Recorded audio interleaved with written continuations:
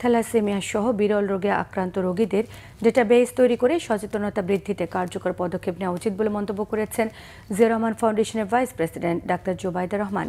তিনি বলেন, নতুন রোগী শনাক্ত করে তাদের চিকিৎসায় সবাইকে এগিয়ে আসতে হবে। আর থ্যালাসেমিয়া রোগ প্রতিরোধে সরকার বদ্ধপরিকর বলে জানিয়েছেন স্বাস্থ্যমন্ত্রী সরদার মোহাম্মদ সাখাওয়াত হোসেন।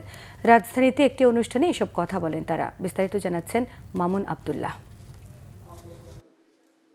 বিশ্ব রক্তদাতা দিবস উপলক্ষে রাজধানীর ইঞ্জিনিয়ার্স ইনস্টিটিউশনে রক্তদাতাদের সম্মাননা প্রদান অনুষ্ঠানের আয়োজন করে বাংলাদেশ থ্যালাসেমিয়া সমিতি। এতে অংশ নেন দেশ বরেণ্য চিকিৎসক, রক্তদাতা, রাজনৈতিক ও সামাজিক অঙ্গনের ব্যক্তিবর্গ। প্রধান অতিথির বক্তব্যে জিয়াউর রহমান ফাউন্ডেশনের vice president doctor Zubaida Rahman বলেন, থ্যালাসেমিয়া রোগীকে সহযোগিতার হাত বাড়িয়ে দিলেই পরিস্থিতির উন্নতি হবে।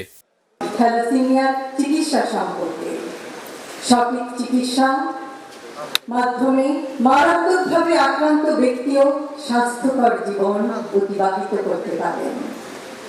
এক্ষেত্রে একটি সচেতন মানবিক সমাজ হিসেবে আমরা কিছু পদক্ষেপ নেওয়ার প্রয়াস করতে, থ্যালাসেমিয়া সম্পর্কে সচেতনতা সৃষ্টি ও শনাক্তকরণ প্রক্রিয়া চালানো যায় সদর হাসপাতালে, উপজেলা স্বাস্থ্য কমপ্লেক্সে, ইউনিয়ন ও গ্রাম পর্যায়ে, প্রত্যন্ত গ্রামেও উপসর্গ শনাক্ত করা যায়।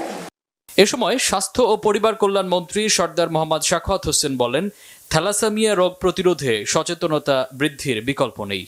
আমরা গ্রামে যাই, আমরা দেখি যে হারে কিডনি রোগী, যে হারে ব্রেস্ট ক্যান্সার, ইউটেরাস ক্যান্সার, তারপর liver cancer, lung cancer, tuberculosis, সবগুলি যদি একখানে করি, it will exceed 20% of the total population. Seriously বেড়ে যাচ্ছে আমাদের খাদ্যাভ্যাসের ক্ষেত্রে। অনুষ্ঠানে বক্তারা বলেন, থ্যালাসেমিয়া রোগীদের সামাজিক ও স্বাস্থ্য সুরক্ষা নিশ্চিত করা জরুরি। সমাজের প্রতিটি সচ্ছল মানুষের উচিত স্বেচ্ছাসেবকমূলক কাজের সাথে যুক্ত হওয়া।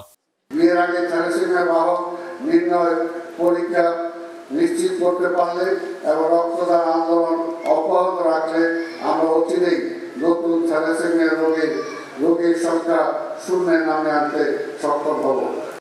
অনুষ্ঠানে বিভিন্ন ক্যাটাগরিতে নির্বাচিত 170 জন রক্তদাতা ও 41টি স্বেচ্ছাসেবী সংগঠন ও প্রতিষ্ঠানের হাতে সম্মাননা স্মারক, সনদপত্র তুলে দেওয়া হয়। মামুন আবদুল্লাহ, বাংলা ভিশন, ঢাকা।